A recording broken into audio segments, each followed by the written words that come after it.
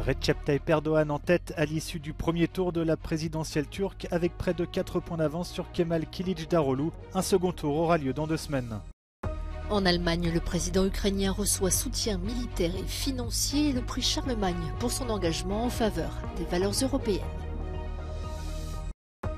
Au Proche-Orient, retour calme dans la bande de Gaza et en Israël après l'entrée en vigueur d'un cessez-le-feu. 5 jours d'affrontements ont fait 35 morts. Bordé par 3 pays des Balkans, le lac Prespa voit son niveau d'eau reculer de manière inquiétante. Reportage sur place.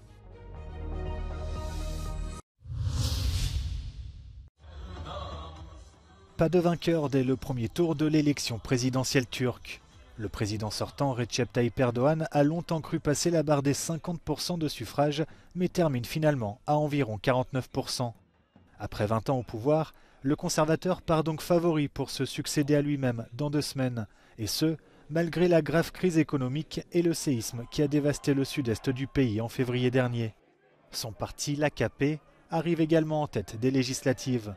Son principal concurrent, le social-démocrate Kemal Kılıçdaroğlu, était pourtant donné légèrement favori dans les sondages. Mais le chef de l'opposition, qui regroupe 6 partis, n'a obtenu qu'environ 45% des suffrages. Près de 2 millions de voix séparent les 2 candidats. Le troisième homme de cette présidentielle, l'ultranationaliste Sinan Oğan, dépasse lui les 5% de suffrages. Les quelques 2,7 millions d'électeurs qui ont voté pour lui pourraient avoir un rôle décisif lors du second tour.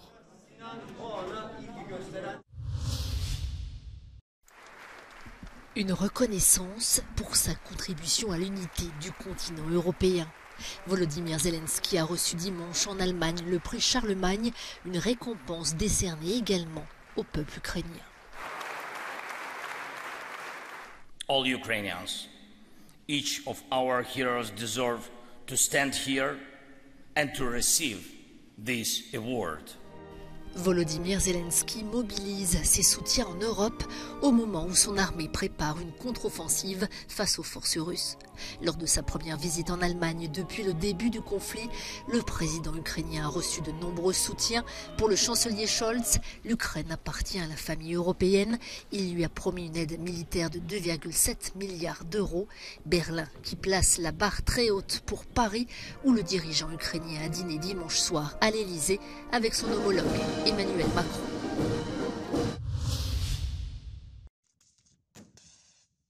La contre-offensive tant attendue de l'armée ukrainienne met du temps à débuter. Selon Kiev, tous les équipements fournis par les Occidentaux ne sont pas encore arrivés. In this situation, you cannot have enough. Simply put, it's always better to have more, and especially with ammunition. Both sides have been running quite low. It's well possible that munition is at the moment the bottleneck that Zelensky wants to widen before actually risking the lives of his soldiers. Le dirigeant ukrainien a lui-même souligné que le succès de l'opération et de la guerre dans son ensemble sera facilité par toute l'aide que l'Ukraine recevra. Коли Україна хоче зброї, ми говоримо не тільки про патрони, ми говоримо про серйозні, не лялькові якісь санкційні пакети, а серйозні потужні пакети. Тому що санкції – це також зброя, тому що санкції вплинули на економіку Росії, як би там не було, як би вони не обходили, але уповільнилось виробництво зброї Російської Федерації. І це факт. Mais certains observateurs n'excluent pas que la déclaration de Volodymyr Zelensky serait en fait une ruse pour faire croire à Moscou à une contre-offensive retardée. We have to understand what exactly a counter-offensive is. I mean, I think often the image is a kind of shock and awe moment where all of the tanks roll forward, but actually the counter-offensive itself is a long-term process. And I would argue that the fact the counter-offensive by Ukraine has already started. What they're trying to do is shape the battlefield at the moment. They're pulling the Russian forces in different directions. They're trying to find gaps. They're probing. They're moving their forces around.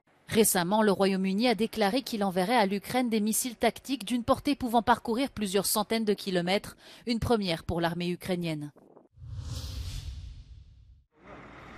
Le calme est revenu dans la bande de Gaza et en Israël. Grâce à la médiation de l'Égypte, les 2 parties sont parvenues à un cessez-le-feu qui met fin à 5 jours d'hostilité. Les affrontements entre Israël et le djihad islamique ont coûté la vie à 34 Palestiniens. Un Israélien a été tué. À Gaza, les habitants déplorent les dégâts causés par les frappes israéliennes qui ont détruit plus de 50 maisons.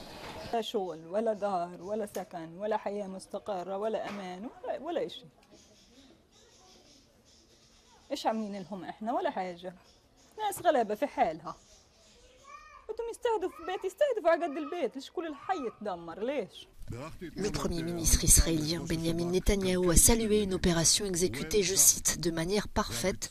Si côté palestinien il y a une crainte que la trêve puisse être rompue à tout moment, côté israélien beaucoup profitent d'un dimanche à la plage comme si de rien n'était.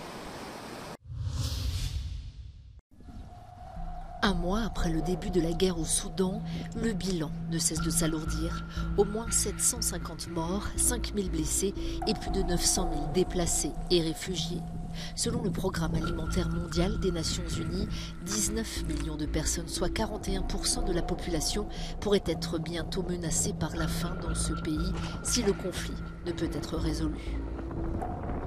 It's really heartbreaking. It's hell. It's every day people struggling to find water because there's no more running water, struggling to find food, struggling to move around because you can be caught in a crossfire if just because you want to go and buy some food. And if you do arrive to a shop, then the prices are skyrocketing and everybody's running out of cash as well because the banks have been closed for the past 26 days.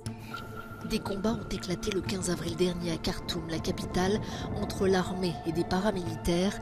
Leurs dirigeants, deux généraux, avaient conjointement accédé au pouvoir en 2021. Selon l'Organisation des Nations Unies pour les migrations, au moins 700 000 personnes sont déplacées à l'intérieur du pays et près de 200 000 auraient fui le Soudan. La crainte d'une extension du conflit aux pays voisins augmente. C'est l'une des raisons pour lesquelles les organisations humanitaires se bousculent pour attirer l'attention. One of the things that needs to happen is for the international community to send a very, very strong message to the warring parties and say that humanitarian assistance and, in general, civilians' life and civilians' infrastructure have to be protected regardless of ceasefires. Le cyclone Mocha, le plus puissant depuis une décennie dans la région, est arrivé ce dimanche sur les côtes du Bangladesh et de la Birmanie. Il s'accompagne de vents soufflant jusqu'à 260 km/h, ce qui équivaut à un ouragan de catégorie 5, la plus élevée sur l'échelle de Saffir-Simpson, a indiqué le centre américain d'alerte au typhon. Mocha menace les camps précaires où s'entassent des centaines de milliers de réfugiés musulmans rohingyas. Les autorités bangladaises leur ont interdit de construire des maisons en béton, craignant que cela ne les incite à s'installer définitivement.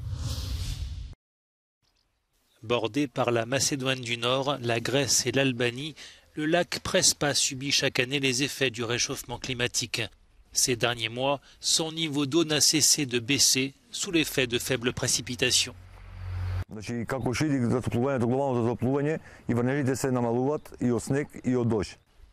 Conditions météorologiques défavorables, dérèglements climatiques et activités humaines mettent en danger ce paysage vieux d'1 million d'années. Можем да ги ставам во две групи на закани, а тие се сериозни закани. Тоа е антропогеното влијание, односно активностите на човекот во рамките на границата на езерото и сливното подрачје, и втората група на закани, тоа е климатските промени. La baisse spectaculaire du niveau du lac a mis en péril la riche biodiversité de cette région et ses espèces d'oiseaux endémiques. The water withdrawal affects, for instance, directly, as I mentioned, the habitats. So, with the influence of the withdrawal, habitats are worsening their quality. They're affecting the existence of the species. So the species are not easily finding food for their existence, for spawning, for breeding. And they are abandoning this region, this place. Until just a year ago, the waters of the lake was at this line. Now that line is almost 10 meters below. This is an illustration of a dramatic ecological situation, which requires urgent measures to be taken by all three countries that share the waters of this beautiful lake. In Prespa region for Euronews, Borian Jovanovski. Les autorités colombiennes ont saisi la plus importante quantité de cocaïne retrouvée à bord d'un sous-marin. Le navire, le quatrième à être intercepté cette année, mesurait 30 mètres de long et transportait plus de 3 tonnes de cocaïne à travers le Pacifique. Il a été détecté par les radars des navires de la marine. Le sous-marin a dû être coulé pour ne pas affecter la navigation dans la zone. 3 hommes ont été arrêtés. Ils ont déclaré avoir été forcés d'embarquer par un groupe de narcotrafiquants.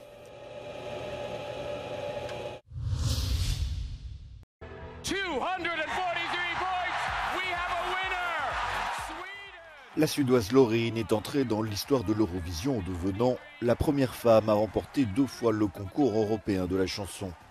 Son hymne pop, Tattoo, a permis à la Suède de remporter sa 7e victoire à l'Eurovision, à égalité avec l'Irlande. Elle a obtenu hier soir 583 points, une victoire qui n'a pas étonné les fans de l'Eurovision. La Suédoise était donnée favorite par les bookmakers.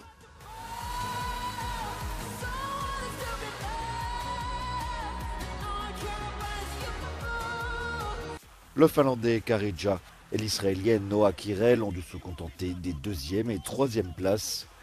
La finale s'est déroulée à Liverpool car l'Ukraine, championne en titre, n'a pas pu accueillir l'événement en raison de la guerre. L'année prochaine, la Suède célébrera le 50e anniversaire de la victoire d'ABBA en accueillant l'événement.